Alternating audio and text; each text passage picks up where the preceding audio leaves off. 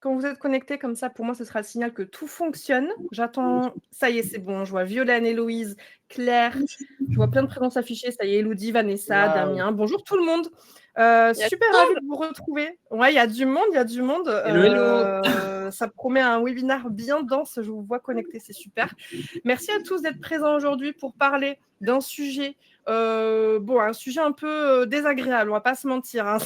C'est un sujet un peu flou, mais aujourd'hui, on vous promet en tout cas de tenter en tout cas de vous aider à clarifier ce sujet qui est la transparence salariale et notamment la directive qui arrive en 2026 pour que vous puissiez repartir de ce webinaire en vous disant OK, je n'étais pas tout à fait prêt, mais voilà, ça fait naître des réflexions et je vais pouvoir avancer sur ce sujet désormais. Donc, ravi de vous retrouver pour ce nouveau webinaire. On ne s'arrête pas, on a des sujets toutes les semaines en ce moment, c'est le feu. Et pour aborder ce sujet aujourd'hui, je suis super contente parce qu'on a un très beau panel. Alors, je ne dis pas que les autres fois, on n'en a pas des beaux panels, mais là, on a vraiment des stars quand même, on ne va pas se mentir. Je vous invite à vous présenter en quelques mots. Je commence par Fabien, parce que c'est toi que je vois en premier. Qui tu es, qu'est-ce que tu fais de beau, pourquoi tu es là aujourd'hui, voilà, dis-nous tout. Qui je suis. Merci beaucoup encore pour l'invitation, Anaïs, Culture RH et Factorial. Je suis vraiment ravi de pouvoir partager avec vous. Moi, j'ai un peu plus maintenant de 12 ans d'expertise autour des sujets RH et recrutement. Malheureusement, ça nous vieillit tout ça. Et j'ai rejoint Artemis dernièrement où j'ai repris la responsabilité du pôle recrutement et marque employeur. Oula, tu m'entends ? Ouais, on t'entend. Ouais. Ah, il a bugué, c'est pas grave. Bon, simple, efficace. On note donc que Fabien a rejoint Artemis récemment. Petit bug technique. Et t'es là, t'es revenu. Ouais. Il y a juste un petit bug, tout va bien. Petit bug technique. Et moi, l'idée, c'est que je travaille beaucoup autour de comment on arrive à révéler l'importance de l'innovation et de la performance RH. Et pour moi, la transparence salariale, c'est de la perf RH derrière, puisque tu sais très bien qu'on a besoin d'être un minimum singulier, transparent, et je prône beaucoup l'authenticité. Et les sujets liés à la transparence salariale chez Artemis, on y est déjà, donc ça faisait sens que je puisse partager avec vous ce webinaire et échanger sur les petits tips, sur les bonnes pratiques qu'on peut avoir chez Artemis. Évidemment, je suis très actif aussi au sein de la communauté, j'agite beaucoup la communauté, je donne beaucoup mon point de vue. Voilà. Top, merci à toi pour cette présentation très claire. Je vois ensuite Juliette. Juliette, tu veux bien nous dire un petit peu en quelques mots qui tu es, ce que tu fais de beau? Oui, donc je suis déjà bonjour à tous et je suis consultante en gestion des talents chez Factorial. Factorial, c'est un outil SIRH et au quotidien, j'accompagne les clients dans la définition et la mise en place des processus RH et j'ai 8 ans d'expérience dans les ressources humaines. Super, et on peut quand même relever que c'est un webinaire et un sujet à l'initiative de Factorial, c'est important de le préciser, et merci à vous du coup de mettre ce sujet en avant parce que c'est vraiment un sujet crucial au-delà de la directive qui va nous tomber dessus. Il y a un vrai sujet autour de la transparence salariale, donc c'est super de pouvoir le porter aujourd'hui sur Culture RH. Et enfin, on a Alexandra qui est parmi nous. Alexandra, dis-nous tout. Yes, bonjour à tous, effectivement à toutes. Je suis ravie d'être à vos côtés et tu veux que je me présente comment avec du favicon en présentiel pendant le webinaire, franchement, avec Fabien. Alexandra, je suis dans les ressources humaines depuis une dizaine d'années aussi. Je suis nouvellement RH chez Maxi Bazar du coup. Et en fait, la transparence salariale, pour moi, c'est l'enjeu dont il fallait s'occuper hier, comme on échange un petit peu avec Fabien en commentaire. Voilà, avec tous les sujets corrélés, marque employeur, équité, diversité, inclusion. Donc, et c'est là, en fait, où vraiment c'est un sujet intéressant. Au-delà d'être intéressant, il faut absolument s'en emparer parce qu'on n'aura pas le choix. Donc, il faut mettre les mains dans le cambouis. Et justement, aujourd'hui, on va voir pourquoi il faut s'en emparer et comment. En fait, la question aussi, c'est par quoi on commence. Voilà, moi, je suis RH. OK, c'est bien intéressant tout ça, mais qu'est-ce que je fais maintenant? Donc, on va essayer au maximum de vous donner des clés et puis surtout partager aussi des exemples concrets. Je sais que notamment Fabien, dans son entreprise, ils ont fait pas mal de choses qui pourront peut-être vous inspirer. Donc, 2025, pourquoi c'est une année clé? Parce que la transparence obligatoire arrive en 2026. Donc là, ça y est, c'est le dernier run avant la loi. Et puis très brièvement, on a cette source de Figures qui est plutôt intéressante d'ailleurs, Figures qui œuvre pour les questions justement de transparence salariale, une super source qu'on vous invite à retrouver. Et oui, le support de présentation vous sera partagé pendant le webinaire. Et oui, le replay vous sera automatiquement envoyé par un mail. Je réponds aux questions au passage. Authenticité, vaste sujet, nous dit Alexandra. Bah oui, finalement, ça rejoint le sujet d'authenticité, donc c'est parfait. Pour commencer, un petit état des lieux autour de la transparence salariale 2026. Déjà, pourquoi c'est un enjeu? Est-ce que Juliette, tu veux bien nous partager un peu ta vision autour de ce sujet, voilà, dans les grandes lignes, avant qu'on s'embarque un peu pour clarifier où on en est par rapport à cette directive? Alors, j'ai perdu la connexion. Est-ce que vous m'entendez? Oui. Oui. Alors, ça bug un petit peu, mais on entend, là, j'ai l'impression. Ah, non, je sais pas. Bon, c'est pas dit. Décidément, aujourd'hui, ce webinaire, il nous fait des blagues. On a eu des difficultés à se connecter en amont. Je sais pas, il se passe un truc. Tu nous entends ou pas, Juliette? Oui, c'est bon. Je crois que je suis revenue. Vas-y, on t'écoute. Donc, effectivement, un gros enjeu pour la transparence salariale en 2026 pour l'État des lieux. Déjà, plusieurs impacts indiqués, la fourchette de salaire sur les offres d'emploi. Est-ce que vous m'entendez toujours? Tout est figé de mon côté. Je suis... Non, on t'entend. Ok, on t'entend. parfait.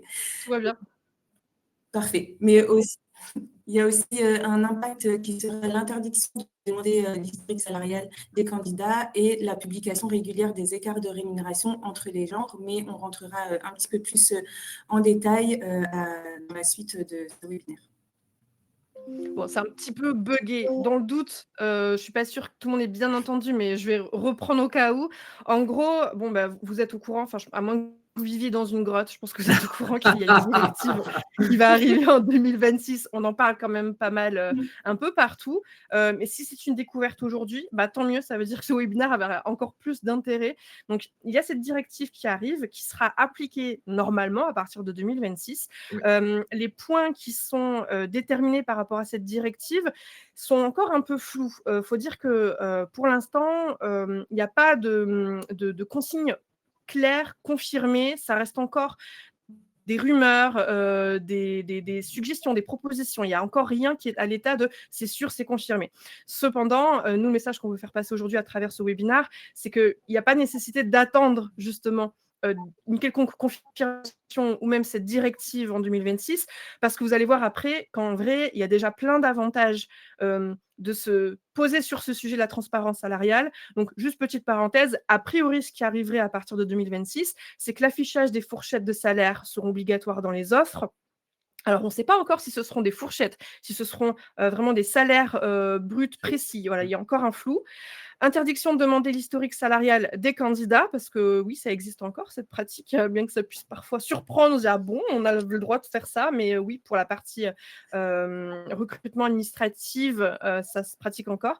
Et la publication régulière des écarts de rémunération entre les genres, donc tout ça sera a priori obligatoire. Et ne pas confondre fourchette et râteau, nous dit Alexandra dans le chat. Oui. On est d'accord. D'accord. On est d'accord. Du coup, voilà, petite parenthèse, il y a plein de ressources et d'ailleurs, on vous en partagera à la fin du webinaire pour rester dans l'actu de ce qui se passe par rapport à cette loi et par rapport à ce sujet de la transparence salariale. Donc, le premier point, c'est n'attendez pas. Ça se passe dès maintenant. C'est un sujet à prendre en main dès maintenant et vous allez voir pourquoi. Parce qu'il y a effectivement donc, des avantages à prendre ce sujet en main. Alors, qui veut se lancer? Peut-être Fabien, selon toi, voilà, pourquoi c'est déjà un sujet aujourd'hui? Si tu veux bien nous guider. Et puis, dans un second temps, voilà, déjà sur le premier point, le levier d'égalité peut-être. Levier d'égalité, si tu veux. Donc, nous, chez Artemis, ça fait un moment, moi, je les ai rejoints depuis janvier, mais tu penses bien que je me suis mis au diapason de ce qui se faisait. Je challenge un peu le statu quo sur ce qui est possible de faire. On travaille main dans la main avec la direction RH. Chez nous, on anticipe très clairement, on audite, comme tu l'as dit. Donc, j'entends aussi la partie formation et on va beaucoup aligner. Chez nous, on va vraiment, si tu veux, sur la partie salariale, déjà afficher les offres, ce qui va me permettre aussi d'avoir des propositions d'embauche qui soient hyper objectivées, basées sur des critères d'évaluation de compétences transposables et de comportements observés. Je ne vais pas être sur du ressenti, ça évite justement les écarts. Moi, que je recrute une fille, un garçon, les écarts salariales, parce que là, tu parles d'homme-femme, nous, c'est vraiment pas un sujet. Puisque aujourd'hui, j'ai vraiment des scorecards qui me permettent d'évaluer factuellement une compétence technique et comportementale pour éviter justement les biais certains biais aussi que tu peux avoir, et ça va sécuriser nos choix. Donc, on est vraiment sur des compétences transposables pour éviter ce côté-là, ce côté inégalité entre les hommes et les femmes qu'on peut encore entendre. Chez nous, c'est pas du tout le cas, puisqu'on affiche des fourchettes et pas des râteaux, Alexandra, de salaire sur l'ensemble de nos dépenses. Pour autant, tu vois, en parallèle, on va systématiquement aussi benchmarker le marché et de se dire, pour voir aujourd'hui si nos grilles de salaire quelques années après sont toujours cohérentes par rapport à un secteur et à nos concurrents, puisqu'on est sur un secteur qui bouge assez, qui est relativement assez intensif. Et si besoin, on travaille aussi sur la refonte de nos grilles de salaire, qui évite aussi justement cet écart de salaire. Très clair. Et alors, si on bascule sur le côté plutôt attractivité, là, je vois une stat et du coup, j'ai envie de vous interpeller un peu dans l'audience. 72% des candidats vérifient la politique salariale avant d'accepter un poste. Est-ce que ça vous surprend ? Oui, non. Alors, c'est vrai que depuis le Covid, je ne sais pas ce que vous en pensez. Tu me diras, Alexandra, je pense que c'est un sujet qui va te plaire. Tu sais, depuis le Covid, on a beaucoup parlé du fait que désormais, les candidats étaient davantage attentifs à l'équilibre vie pro-vie perso, la flexibilité, il y avait cette quête de sens, et un peu au détriment de la rémunération. J'ai l'impression qu'on a voulu un peu nous faire croire ces 5 dernières années que la rémunération, c'était plus un sujet. Alors que pas du tout. Il y a encore des études récentes. Il y a Michael Page qui édite le sujet de la rémunération tous les ans et qui le dit. La rémunération, c'est encore le critère numéro 1. Alexandra, on est d'accord ? Toi-même, tu le vois, tu l'observes ? Je le vois, je l'observe, je l'ai vécu très concrètement. Donc, non, mais après, il faut pas se voiler la face. Enfin, on travaille, oui, pour s'épanouir et oui, pour faire un métier qu'on aime. Mais on fait aussi un métier pour vivre et on vit avec un salaire. Donc, évidemment que la rémunération, c'est un élément clé. Enfin, il ne faut pas faire passer l'équilibre vie pro-vie perso avant. Oui, il faut le faire passer, mais c'est clair et net que ça sera toujours, selon moi, la rémunération en numéro 1. Ça, c'est clair et net. Et je crois même que ce qui a changé post-Covid, finalement, c'est même plus une histoire de maintenant, c'est une rémunération numéro 1, maintenant, c'est l'équilibre vie perso numéro 1. Je pense que la vraie différence, c'est qu'aujourd'hui, les candidats veulent tout. Il n'y a plus de compromis, en fait. Je n'ai pas envie d'avoir à choisir entre un bon salaire ou des missions passionnantes. En fait, je veux les deux. C'est ça aussi la différence. Les mentalités, elles ont évolué dans le sens où, en fait, les nouvelles générations, on le sait, elles osent, en fait. Elles osent et ça ne les dérange pas de dire OK, aujourd'hui, je suis payée tant, aujourd'hui, je n'ai pas d'équilibre, aujourd'hui, j'ai ça. C'est soit vous vous alignez, soit moi, je vais voir ailleurs. Et en fait, ils ont un comportement que les anciennes générations n'avaient pas ou n'osaient pas avoir pour X, Y raison. Et c'est là, au fait, où ça va faire la différence. Oui, ils veulent un combo gagnant. Je pense qu'en soi, idéalement, on aimerait tous avoir un super salaire, des semaines à 4 jours, de finir à 4 heures. Enfin, voilà, faut dire aussi ce qui est, on est humain. Maintenant, la rémunération, pour moi, oui, c'est quand même quelque chose de crucial, quoi. Et je pense que Fabien, de toute façon, tu le vois aussi de ton côté. C'est la condition sine qua non, la preuve en est. Hein. Si les candidats ne postulent pas dès qu'il n'y a pas la rémunération, c'est bien que c'est révélateur d'une réalité aussi. Je crois que le chiffre, tu empêches, je crois qu'il y a une histoire de 80% où tu augmentes le fait que le candidat postule s'il y a une rémunération ou pas, mais je crois qu'il y a un chiffre qui est quand même assez considérable si tu mets les salaires. Donc, je crois que c'est Indeed qui avait publié l'augmentation du public. Vas-y, Juliette. Une étude récente de Robert Half sur ce que veulent les candidats affiche qu'un candidat sur 2 ne postule pas si la rémunération n'est pas affichée. Voilà. Donc 50%. Un chiffre qui est très important. Donc ça en dit long sur le fait de s'en emparer et de ne pas forcément attendre, parce que l'année prochaine, en fait, ça sera quelque chose de normalisé. Toutes les entreprises le feront. Ça ne sera plus un signe distinctif pour les entreprises pour qu'elles gagnent en attractivité. Là, aujourd'hui, c'est encore quelque chose de différenciant. L'année prochaine, tout le monde sera logé à la même enseigne. Donc, si on veut surfer en tout cas sur cette tendance, c'est maintenant. Et ensuite, sur la rétention des salariés, Juliette, on nous dit que les entreprises engagées dans l'équité salariale, elles réduisent leur turnover de 50%. C'est énorme. Effectivement, les collaborateurs, d'ailleurs, que ce soit candidats ou collaborateurs, sont de plus en plus en quête de transparence. Le salaire, ça reste un sujet qui peut être source de tension. Et les entreprises vont avoir un gros travail à faire en amont pour justement initier cette transparence. Et à l'issue de ce travail, je pense que les avantages seront vraiment importants sur effectivement la rétention et l'engagement des collaborateurs. Si c'est bien fait, évidemment. Ouais. Il faut que justement, on va le voir après, justement, sur la manière de s'y prendre, donc c'est parfait. Il y a quelques questions dans le chat que j'aimerais vous partager. Il y a des personnes qui demandent, est-ce que la directive va concerner toutes les tailles d'entreprise? Alors, vous allez confirmer ce que je veux dire, mais il me semble que c'est progressif. Ça va être progressif. Il y avait un calendrier, je vois d'ailleurs Julien qui l'a partagé dans le chat.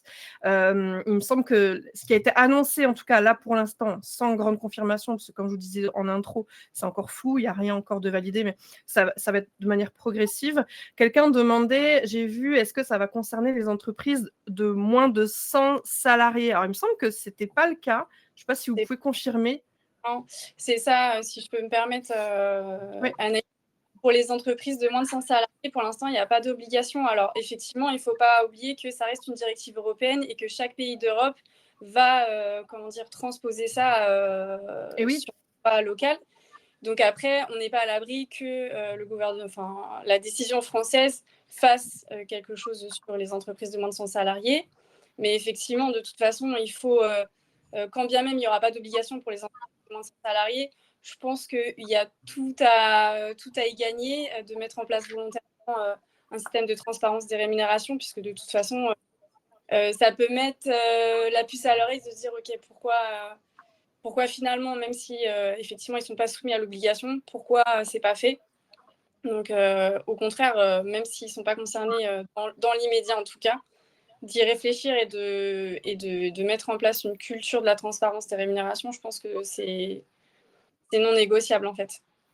Mais en plus, Alexandra, je suis en train de me dire que si j'ai une entreprise de moins de 100 salariés et que je me dis, bon, je ne suis pas concernée, donc je m'en fiche un peu, mais ça veut dire que l'année prochaine, je vais être en concurrence avec des entreprises avec des tailles plus grandes que la mienne. Je vais être en concurrence avec ces boîtes qui, elles, seront soumises à cette réglementation et qui donc joueront le jeu d'afficher les salaires, etc. Et moi, je serai là avec ma petite entreprise à pas jouer le jeu, mais ça va créer de grosses difficultés pour celles qui ne prennent pas le pli, directive ou pas directive, finalement. Ah oui, mais c'est exactement ça. C'est en termes d'attractivité, déjà que c'est un gros sujet, l'attractivité des talents et en marque employeur, pour confondre tous les sujets dedans. Mais c'est pour ça que je te dis, à mon sens, il y a tout intérêt à s'en saisir quand bien même il n'y a pas d'obligation. Après, Anaïs, si je peux intervenir, tu as un sujet aussi, ça fait sens. Marion a fait une question et je suis aligné de se dire, elle reçoit beaucoup de candidats très peu à l'aise pour en parler en entretien, comme s'ils devaient faire profil bas. C'est à nous aussi d'amener la chose d'une manière hyper évidente et hyper transparente et de se dire, bah voilà, je suis professionnel, je suis en manière, tu vois, j'amène la chose d'une façon hyper fluide, hyper structurée pour que le collaborateur se sente en confiance et se sente suffisamment dans une safe place pour parler de rémunération. Parce qu'aujourd'hui, en France, tu parles de REM, c'est encore tabou. Moi, j'en parle beaucoup d'oseille parce que je dis tout le temps que c'est l'argent qui remplit mon frigo et c'est pas la gloire, très clairement. Mais c'est important qu'on puisse prôner nous aussi le message de dire on ne travaille pas pour la gloire et on est acculturé, ou on essaye du moins d'acculturer, de former à ce que les candidats viennent en entretien et se sentent suffisamment, tu vois, dans cette bulle pour nous partager justement ces attentes salariales. Très clair. Et du coup, je rebondis donc sur le sujet impact, diversité, inclusion. Fabien, tant que tu as la parole, pour toi, en quoi ça a un impact direct, justement? Je sais que c'est un sujet que tu portes cher dans ton cœur. Je la porte cher dans mon cœur. Bah, tu l'as très bien dit, puisqu'en fait, tu as un sujet où tu vas pouvoir avoir une attractivité de profil hyper différent.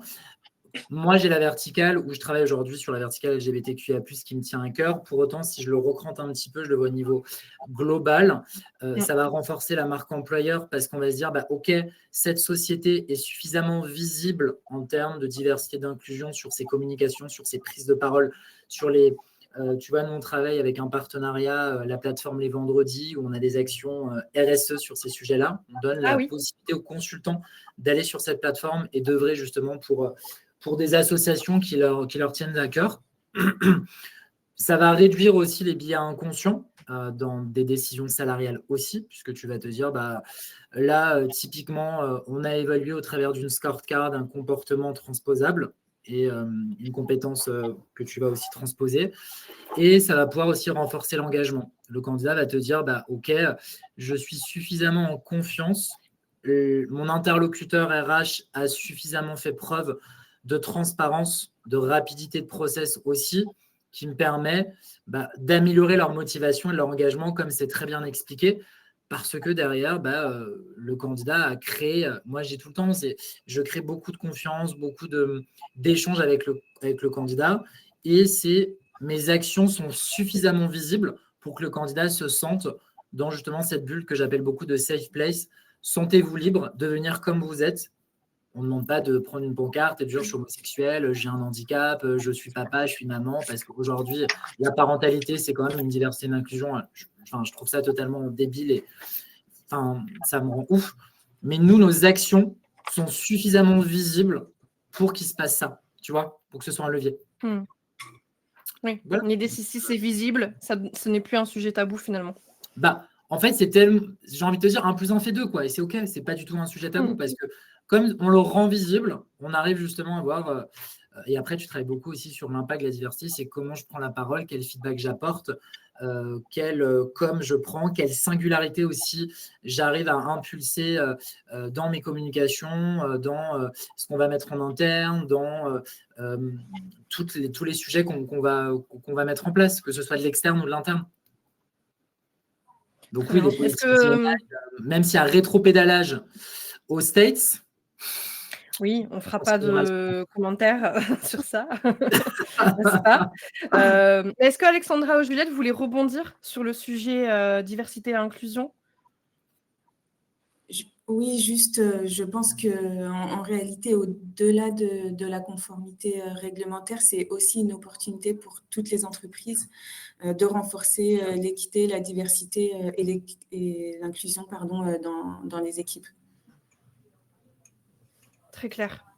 Et du coup, ce que je vous propose, c'est qu'on passe à une partie du coup concrète, parce que je me dis, les personnes qui nous écoutent doivent se dire, bon, ok, intéressant cet état des lieux, je comprends les enjeux, je comprends que la directive arrive, tout ça, mais par quoi je commence? Qu'est-ce que je fais? Donc, il y a toute une idée, en fait, de se préparer au changement, et le mot est fort, mais c'est vraiment ça, on est vraiment sur de la conduite du changement pour l'entreprise qui, jusque-là, n'applique pas nécessairement de la transparence. Est-ce que, Juliette, tu veux bien nous commenter un peu les étapes qui se dessinent pour cette conduite du changement? Et puis, je pense qu'après, Alexandra, tu pourras aussi nous apporter un peu ta vision. Je sais que le sujet te passionne sur la conduite du changement. Oui, effectivement, donc plusieurs étapes à suivre pour ce changement qui va tous nous impacter. Donc, dans un premier temps, faire un audit, un benchmark du marché, comme on disait tout à l'heure, mais aussi un audit interne pour faire un état des lieux des rémunérations, des avantages sociaux, etc. Et ensuite, l'objectif, c'est vraiment de recenser, corriger, prévenir et communiquer. Donc, mise en conformité et ajustement, mais aussi formation, donc former les différentes parties prenantes sur les biais, par exemple, et communiquer en interne parce qu'évidemment, c'est une politique qui va être déployée et supportée par les RH, mais les managers vont aussi être impactés. Ils vont être au quotidien avec les collaborateurs vont leur poser des questions directement. Donc, former et sensibiliser, c'est vraiment une étape à ne pas manquer, à ne pas négliger, je pense. Et enfin, faire un suivi régulier et un reporting, comme on disait tout à l'heure, sur potentiellement donc l'obligation de communiquer tous les écarts de rémunération dans les entreprises. Mais je pense que du coup, Alexandra pourra préciser un peu plus les différentes étapes. Non, bah après, c'est ça, hein, globalement, c'est vraiment pour dégrossir et pour pouvoir présenter des étapes. Mais de toute façon, la partie la plus brûlante, ça va être d'auditer, en fin de compte. Et comme tu le disais, Juliette, en interne, l'état des lieux, où est-ce qu'on en est finalement en benchmarkant aussi à l'externe. Parce que sinon, si on ne peut pas comparer, c'est difficile de savoir si on est plutôt bon ou pas dans notre entreprise.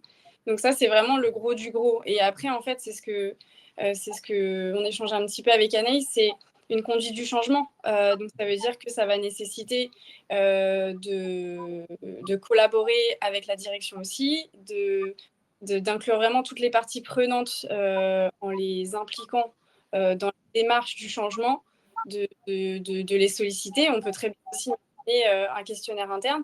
On n'est pas obligé de faire des questionnaires internes que pour savoir niveau QVT où est-ce qu'on en est.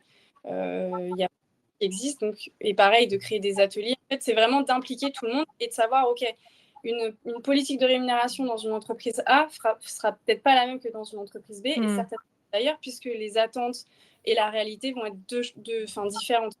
Donc, la conduite du changement dans les étapes vont être la même, parce que ça va être un accompagnement, ça va être disponible, ça va être répondre aux questions quand il y en a, et d'accompagner. Et il y a un deuxième point que je vois qui est important et que je pense qu'on n'en parle pas assez, ça va être d'établir un vrai plan de communication. Parce qu'il ne faut pas oublier que la directive européenne, il y a le côté communication des éléments. J'entends un bruit de fond, je ne sais pas je sais pas c'est quoi. Non, ça doit être un écho. On peut peut-être couper nos micros pendant que quelqu'un prend la parole comme ça m'a perturbée, excuse-moi. Mais il y a aussi voilà, tout ce qui va être lié à un plan de communication, en interne comme en externe, si besoin. Parce que oui, c'est bien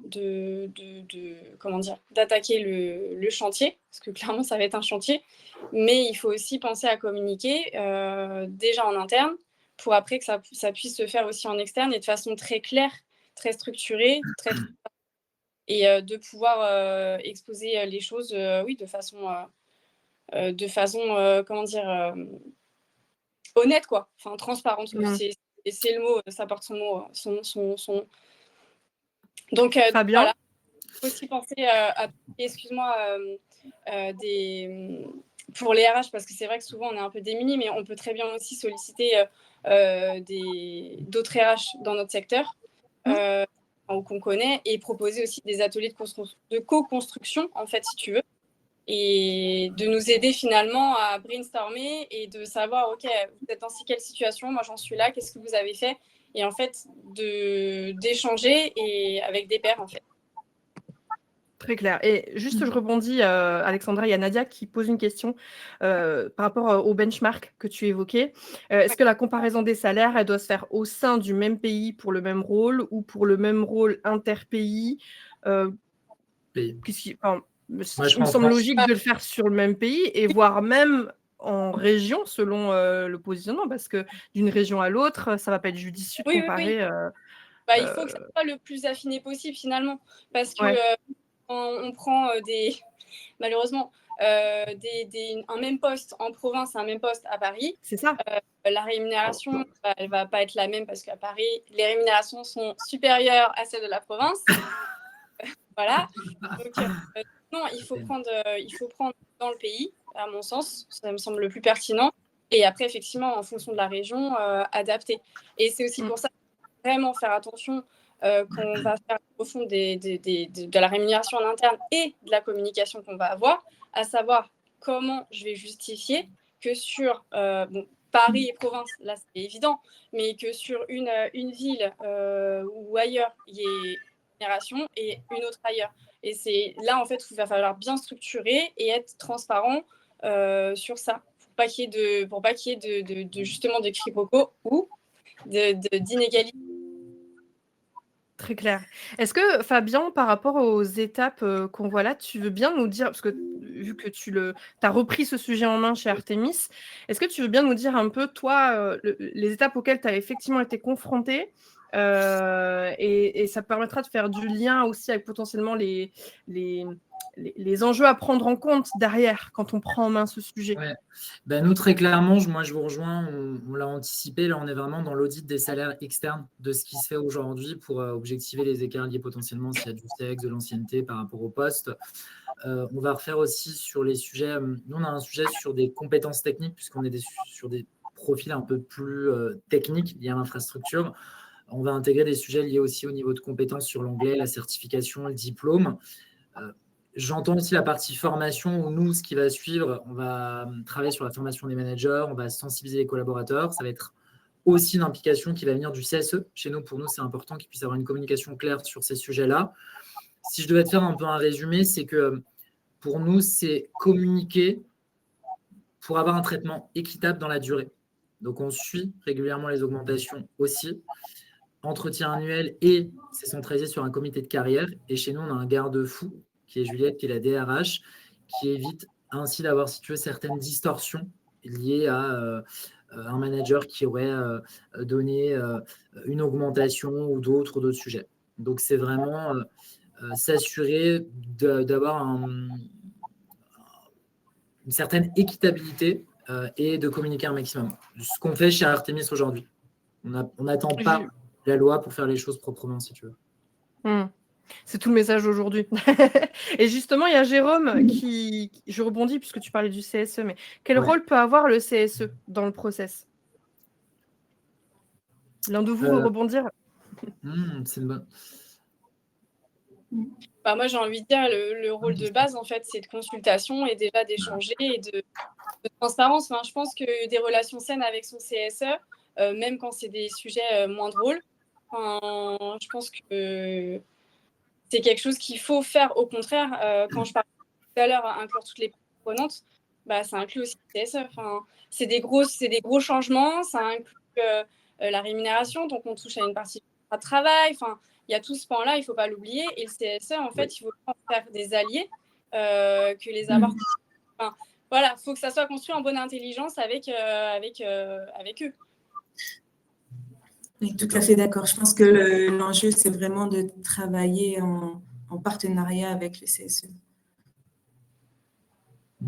Et sur la partie suivi et reporting, Juliette, pour conclure sur le cheminement pour prendre en main ce sujet, est-ce que tu veux bien nous éclairer un peu sur cette étape 4 qui finalement est une étape en continu, ça ne s'arrête jamais? Oui, donc effectivement, tout à l'heure, j'ai bien insisté sur le suivi régulier parce que donc là, on va conduire le changement pour le mettre en œuvre l'année prochaine, mais l'objectif, c'est que ce soit pérenne, de mettre un peu la machine en route et donc d'assurer un suivi et un reporting régulier pour corriger les écarts salariaux s'il y a lieu d'être, de manière régulière, évidemment. Il y a Jérôme qui dit « Je suis membre CSE et pas RH, et quand on demande les différences de salaire, aucune réponse. » C'est juste la petite anecdote. Merci Jérôme. Et oui. Il y a Anne qui demande, Alexandra, on rebondit sur ce que tu disais tout à l'heure quand tu parlais de former, d'accompagner. Elle dit, est-ce que tu aurais des exemples de formations concrètes à déployer en entreprise pour, à quelle formation tu penses quand tu parles de former? Moi, si tu veux, déjà, il y a un sujet, c'est acculturer déjà la transparence salariale à la juste communication des augmentations. Donc, tu vois, mais il y a un sujet que j'aimerais bien me battre, c'est une première formation, tu vas me dire, mais bizarre, c'est comment j'arrive à donner et recevoir du feedback. Et pour moi, tout le monde devrait avoir d'abord cette formation sur comment j'amène justement un retour d'entretien annuel sur l'augmentation de ce que j'ai compris, de ce qui est possible de faire et de comprendre aujourd'hui que le manager doit recranter directement avec le service RH Est-ce qu'on a des formations aujourd'hui qui sont identifiées? Pas encore. J'en ai fait plein dans le passé, si tu veux. Après, c'est propre. J'ai envie de vous dire, sentez-vous libre de vous dire, est-ce que c'est une formation sur de la. Est-ce que c'est une formation? Est-ce que c'est de l'acculturation? Est-ce que c'est fait en interne? Est-ce que c'est fait en externe? Tu peux le faire sans budget, tu peux le faire budget zéro. Enfin, tout est possible, quoi. Je ne vais pas te donner quelque chose alors qu'on n'a pas encore travaillé dessus. Sur la partie formation, nous, c'est ce qui va suivre sur l'année. Très clair. Ok. Du coup, alors, on en a un peu évoqué pendant la partie des étapes, mais grosso modo, les enjeux à prendre en compte. Alors, il y en a un tout premier, c'est déjà les tensions internes que ça peut éveiller. Ah bah, ouais. Qu'est-ce que ça vous inspire? Est-ce que c'est du vécu? Moi, oui. Ah, vas-y, dis-nous tout. La petite anecdote, si tu veux, tu vas créer des tensions de certains collaborateurs qui vont se sentir frustrés ou qui vont se sentir non valorisés. Moi, dans mon passé, j'ai pris un poste où il y avait justement une visibilité, une transparence totale des salaires.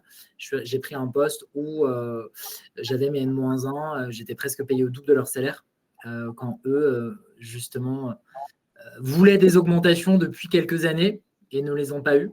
Donc, c'est un peu le penchant de se dire, je rends transparent les salaires. Pour autant, ça peut faire des tensions en termes de frustration, en termes d'inégalité. Et après, moi, ça a eu des dérives sur l'inclusion et la diversité. Bon, je ne vais pas le citer ici, mais il y a eu des tensions assez conséquentes et je suis parti. Je la fais simple. Voilà. Alexandra, comment tu prendrais le sujet?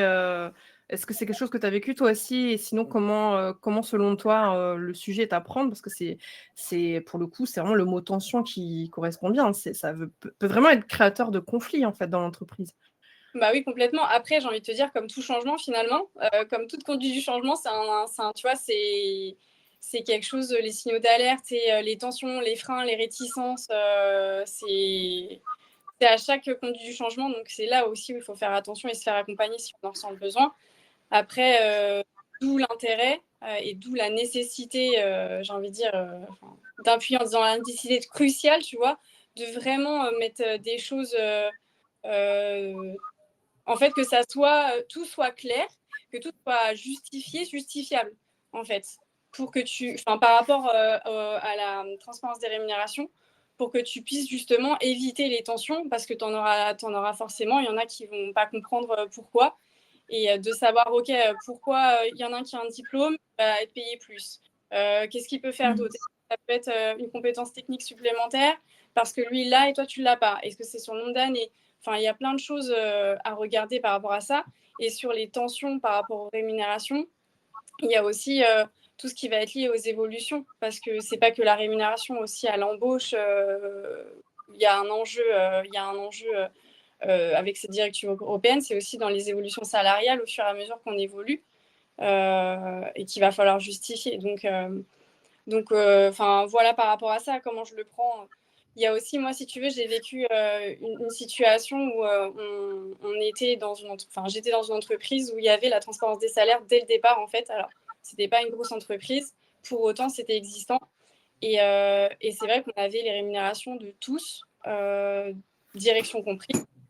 Et mine de rien, en fait, ça instaure dès le départ, en fait, un environnement de transparence, parce que c'est comme ça, c'est naturel. Et du coup, on se dit, OK, bah, c'est transparent, on n'a rien à me cacher. Et en fait, tout de suite, tu es dans un climat de confiance de base, parce que bah, tu dis, on n'a rien à me cacher. Et si jamais, je sais que je vais pouvoir aller poser la question, pourquoi ma collègue, elle gagne, je sais pas, 1 000 € de plus que moi, et pourquoi lui c'est différent. Et en fait, c'est jamais arrivé parce que justement, il y avait cette possibilité d'aller à l'information. On n'était pas obligé de la demander. On pouvait, nous, aller... Enfin, on avait un document partagé, tout bêtement. On pouvait aller la demander et la vérifier, en fait. Donc voilà, par rapport à ça, aux tensions, ce que tu me demandais. Est-ce que vous savez si la réglementation indique que les grilles salariales seront consultables à l'interne, en fait, ou il me semble que non, que ça ne fait pas partie des points évoqués. Mais à date, moi, je ne crois pas avoir vu passer ce critère-là. Je vous laisse confirmer. Juliette? Non, il ne me semble pas l'avoir vu non plus. Pas du tout. Ok. Après, c'est le choix d'une entreprise ou pas de le faire. Et d'ailleurs, on verra après un exemple d'entreprise qui le fait d'ailleurs. Alors après, il y aura le droit à l'information des salariés. Donc, ça veut dire qu'ils pourront demander et l'employeur devra tous les ans informer les salariés sur le fait qu'ils ont le droit de demander, sur le niveau de rémunération, sur les critères utilisés pour les augmentations, la moyenne des salaires des collègues. Donc, il y aura ce droit à l'information par contre et ils devront être au courant. Ouais, c'est ce que dit Julien aussi dans le chat. C'est à la demande du collaborateur. Très clair. Est-ce que Juliette, tu voulais compléter? Ah oui, vas-y. Je voulais rebondir. Je pense que l'enjeu ici, c'est vraiment pour la mobilité interne, les évolutions. Je pense que c'est important de définir une méthodologie précise pour les évolutions salariales et professionnelles, mais basée sur des critères objectifs et garder en tête que plus on maîtrisera la méthodologie et le cadre, plus en tant que RH, on sera à l'aise pour justifier aux collaborateurs. Et alors, je vois Marion qui dit, est-ce qu'on pourrait imaginer un index d'inflation également sur les grilles? C'est quelque chose que vous avez déjà vu dans la pratique ou pas? Moi, non. Le salaire qui suivrait l'inflation, ça serait intéressant, je pense aussi, effectivement. Ouais. Est-ce que Juliette, tu avais des choses à ajouter sur les enjeux à prendre en compte? Non, c'était tout clair pour moi. Bon, on va partir sur un exemple très concret. Alors, peut-être que vous ne connaissez pas. En tout cas, on vous partage l'exemple de Shine, qui est une entreprise, donc c'est une banque en ligne qui s'adresse aux entrepreneurs et aux indépendants. Et donc, cette entreprise, alors, elle fait un peu le buzz, on le voit des fois sur les réseaux sociaux, on parle pas mal de Shine en termes d'exemplarité par rapport à sa marque employeur, parce qu'elle déploie pas mal d'actions pertinentes et qui l'aident à la rendre attractive. Et notamment, Shine joue la carte de la transparence salariale. Ça fait déjà quelques années que l'entreprise a même sa grille publiée sur son site carrière. C'est visible si vous allez sur Shine, sur le site carrière, avec une classification par métier. Donc, c'est très clair. Voilà, autant pour les salariés que pour un candidat qui veut postuler chez eux, j'ai la capacité d'aller voir le métier pour lequel je postule, combien j'ai potentiellement gagné. Il y a même, alors ça après c'est un choix de politique de rémunération, mais un bonus d'ancienneté. On reprend toute la vie active, pas que les années d'expérience liées à un métier, mais vraiment toutes les années actives. Et il y a même d'autres paramètres comme bonus de personnes à charge et beaucoup d'avantages aussi qui sont visibles sur le site de Shine. Et tu disais, Fabien, un simulateur aussi sur leur site. Tu as le simulateur, parce que certains te diront, mais comment je sais où je me positionne? Ils ont développé aussi un simulateur qui te permet de se positionner sur un matching parsing de ce que tu vas mettre en termes de compétences. Moi, je la connais bien parce que du coup, je me suis beaucoup intéressé à tout ce qu'ils avaient fait autour de la marque employeur. Et à l'époque, ils avaient aussi une prime qui était donnée si tu allais dans les bureaux parisiens. Donc, c'est vraiment canon. Il y a un simulateur qui est corrélé pour savoir où tu te positionnes dans leur grille. Et alors là, on peut du coup faire un parallèle avec la question de l'attractivité. Je pense qu'on est sur une entreprise qui aujourd'hui gagne en attractivité. Enfin, forcément, Juliette, je pense que c'est ce que tu soulevais aussi tout à l'heure. Tu as cité, je crois, Alan. Enfin, c'est des entreprises comme ça. Ils ont activé les bons leviers, quoi. Oui, je pense que le marché du travail est de plus en plus tendu et encore plus pour certains profils. Donc, tous les leviers d'attractivité, je pense, sont bons à saisir. Vous pensez à d'autres exemples? Alexandra, tu en as d'autres en tête? Oui, il y a Shodo, effectivement. Je pense que bien te connaissent, mais il y a Shodo, pareil, qui a aussi sur son site internet je crois qu'ils l'ont appelé Shodolator, ou enfin, un simulateur. Mais ils ont repris je sais qu'ils ont fait un jeu de mots avec effectivement Shodo. Mais il y a un simulateur, pareil, et tout est transparent. Avec effectivement, tu vois, pour le coup, mais en toute transparence, une distinction entre les salaires en province et les salaires parisiens. Mais encore une fois, tout est clean dès le départ, en fait. Donc, il n'y a pas de désillusion et il n'y a pas de mauvaise surprise. Donc, tu sais vers où tu peux déjà, et toi, te positionner, savoir. Et ça peut être aussi un outil pour les collaborateurs et les candidats, hein, de toute façon, pour savoir, OK, aujourd'hui, dans mon entreprise, est-ce que je suis là, tu vois? Donc, Oui. ça peut Ça sort même du prisme de être ça. l'entreprise qui met ça sur son site. C'est n'importe qui se dit, tiens, je vais voir, moi, comment je me positionnerai. Oui. Ça devient un Exactement. outil pour n'importe qui, finalement. Ouais. C'est ça. Quel est le nom du simulateur? Je n'ai pas bien saisi, demande Clément. Pour Alors, Shodo, attends, je crois. La boîte est Shodo. Je te l'écris si tu veux. Showmulator, ça s'appelle. Tu l'as sur leur site internet, Alexandra, je crois. Ouais, Showmulator. Mais tout est sur leur Sur site. Shodo. Tu peux mettre Ouais. le. Et au passage, Shodo est une entreprise qui d'ailleurs est très transparente. Enfin, il y a vraiment une culture de la transparence jusqu'au bout des doigts parce que sur leur site, vous pouvez retrouver leur manifeste. Il y a vraiment énormément de contenu sur leur site. Il y a une vraie culture en fait autour de la transparence et de la confiance. La carte bancaire est donnée à tous les employés. Enfin, il y a vraiment une culture hyper inspirante. Ouais, Fabien. Et juste préciser que c'est porté par la direction. Donc, c'est important de l'avoir en tête parce que Jonathan prend beaucoup la parole sur ces sujets-là. C'est porté par la direction. Il faut que ça vienne, tu vois, que ça soit insufflé aussi, que ça descende dans les équipes. Voilà. Donc, c'est insufflé par la direction. Et, tu vois, Fabien, je te remercie parce que c'est vraiment ce que j'allais rebondir sur ça. Et quand tout à l'heure, je parlais de vraiment impliquer la direction, notamment sur la conduite du changement, c'est parce que effectivement, pour les entreprises en fait où c'est porté par la direction, enfin, j'ai envie de dire, c'est 90% de la réussite. Parce qu'à partir du moment où c'est porté par la direction, c'est diffusé avec le bon message auprès du codir auprès des managers de proximité. Et en fait, c'est comme ça que ça redescend. Et il n'y a rien de mieux en fait, qu'avoir une direction qui l'incarne en fin de compte. Mais du coup, moi, j'ai une question. Je me mets dans la peau d'un RH qui nous écoute et je me dis, OK, mais moi, ma direction, ça les intéresse pas du tout, ce sujet-là. Donc, OK, moi, j'ai besoin que vous me disiez aujourd'hui, qu'est-ce que je fais pour convaincre ma direction que c'est un sujet et qu'il faut s'y mettre. Et sachant que je m'adresse à ma direction, donc je dois lui parler chiffres, je dois lui parler euros aussi. Alors, qu'est-ce que je fais, moi, tout seul, RH, là? Non, mais tu l'as dit, hein, il faut parler leur langue, donc il faut amener des chiffres qui va leur montrer que de toute façon, il y a plus d'intérêt à s'y mettre que pas s'y mettre. Parce qu'après, il y a Figures aussi avec Aurélien qui a mis des articles, qui a fait des articles et qui met aussi les entreprises qui sont retoquées sur tous les pans de rémunération des inégalités salariales et on chiffre en millions quand même. Donc, je pense qu'on a fait le tour de s'emparer du sujet.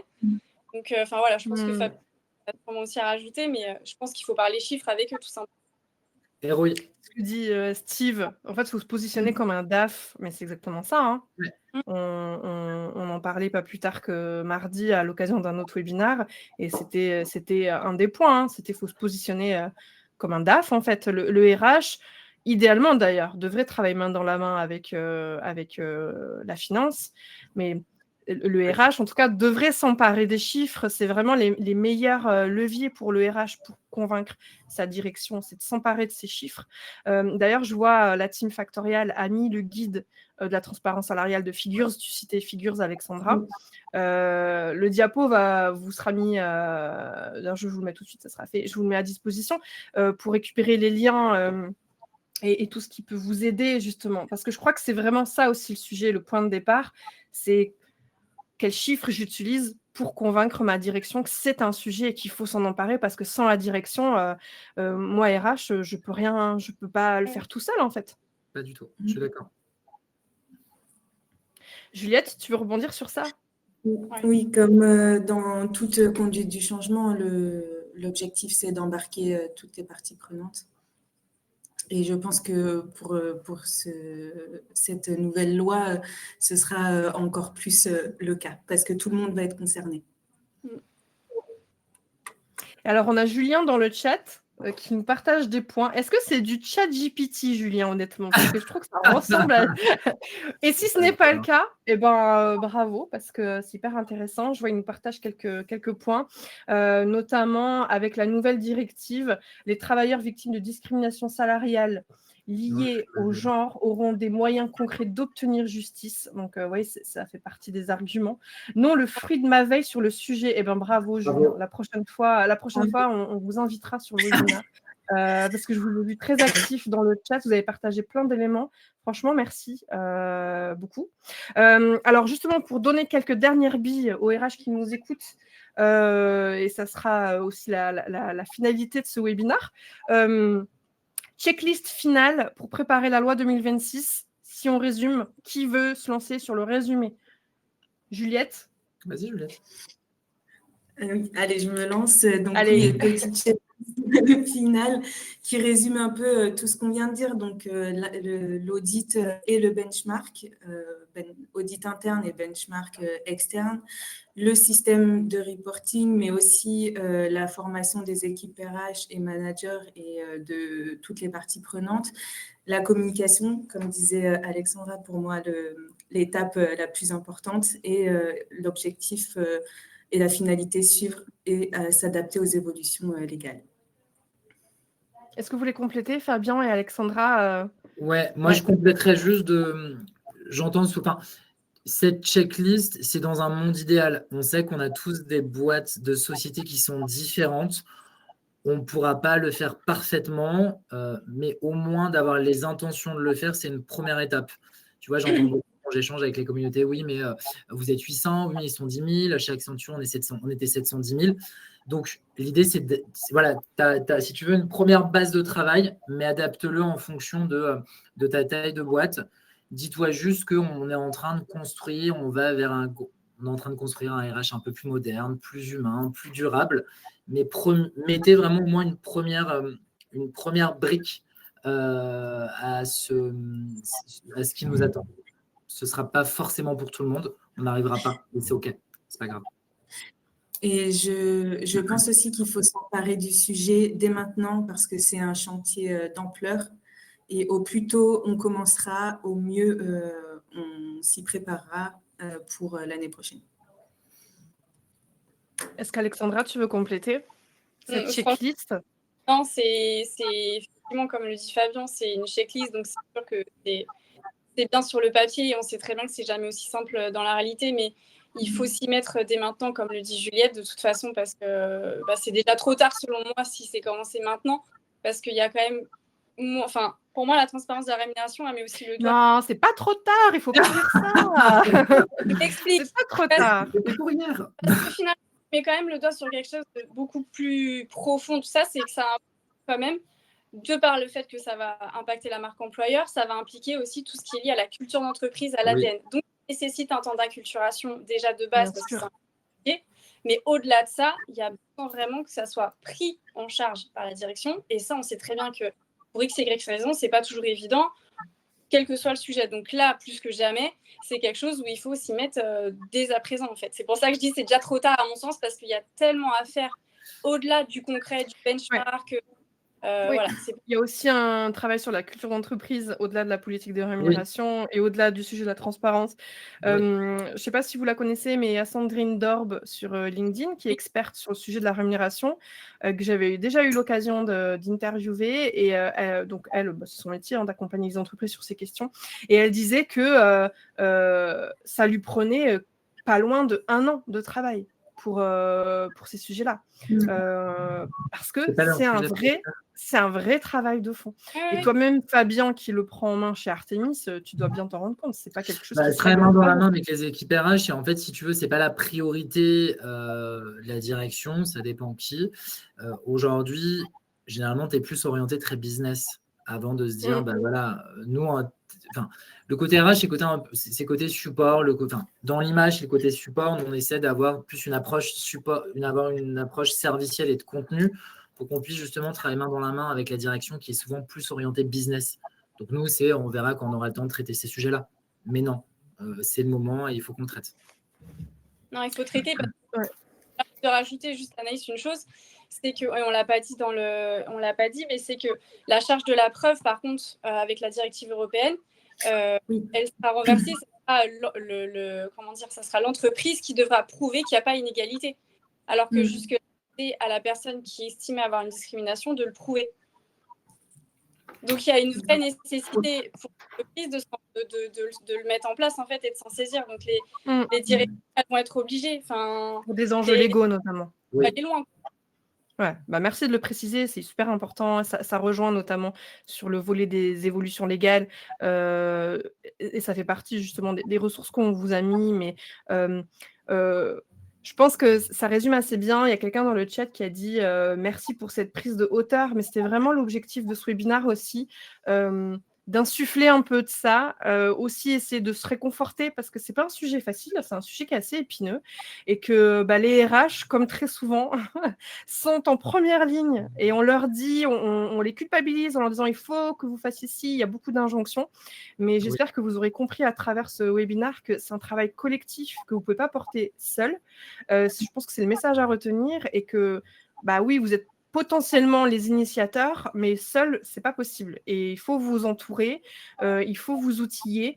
Et on espère que tout ce qui a pu être partagé aujourd'hui vous donnera un peu de réconfort et d'éclairage surtout. Peut-être un petit mot de la fin avant de se quitter, maintenant qu'on a à peu près balayé tout. Est-ce qu'il y a des points que vous auriez aimé ajouter, Fabien, Alexandra ou Juliette, ou est-ce que vous voulez partager un petit mot de la fin pour conclure ce webinaire? Moi, je dirais garder toujours en tête de challenger le statu quo tout le temps. Challenger le statu quo et soyez en mode itératif, test and learn. Essayez, apprendre, essayer, challenger. C'est vraiment ce que j'utilise au quotidien en termes de mantra. À la Simon Sinek. Start with why. C'est notre Simon Sinek à nous. Wow. Alexandra? Non, c'est vraiment de se faire aider et accompagner s'il y a besoin parce que en fonction de la taille de l'entreprise, c'est quelque chose qu'on maîtrise plus ou moins et on n'a pas forcément toutes les cartes en main en fonction du cas. Donc, de ne pas hésiter vraiment à demander de l'aide et à benchmarker autour de soi, en fait. Les pairs, de plus en plus, tu parlais, Fabien, de moderniser la fonction RH, etc. Mais c'est clairement ça et je pense qu'on est vraiment en DRH qui new gen, entre guillemets, en entraide et il n'y a pas de raison, en fait. Il faut vraiment solliciter toutes les cartes qu'on peut avoir autour de nous pour nous aider là-dessus, quoi. Oui. Juliette, un petit mot de la fin? Oui, et profiter du coup de la mise en conformité pour en faire en fait un levier d'attractivité et d'engagement. C'est ça, surfer sur la vague. Oui. C'est exactement ça. Transformer la difficulté en opportunité. Slay. Super. Slay. Au vu des réactions dans le chat, je pense que tout le monde est plutôt ravi. Je vois des remerciements pour les méthodes, les infos, les tips qui ont été partagés. Vous l'aurez compris, le sujet il est un peu flou, donc on a vraiment essayé d'apporter des éclairages plutôt sur la partie pratique. Qu'est-ce qu'on peut faire, ou en tout cas là, au jour d'aujourd'hui. Interdit de dire ça au jour d'aujourd'hui, et je viens de le dire. Mais c'est pas grave, on m'en voudra pas.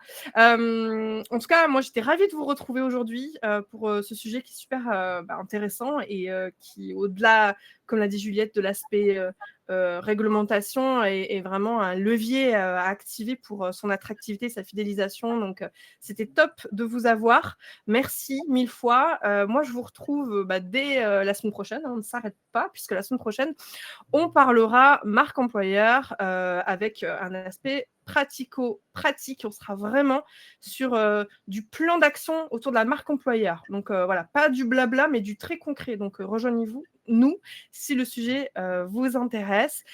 Encore merci à vous. Merci à vous qui étiez présents. Vous avez été hyper actifs. Et puis je vous dis à très bientôt. Merci à tous. Merci à tous. Salut, salut. Merci tout le monde. Au revoir. Bisous.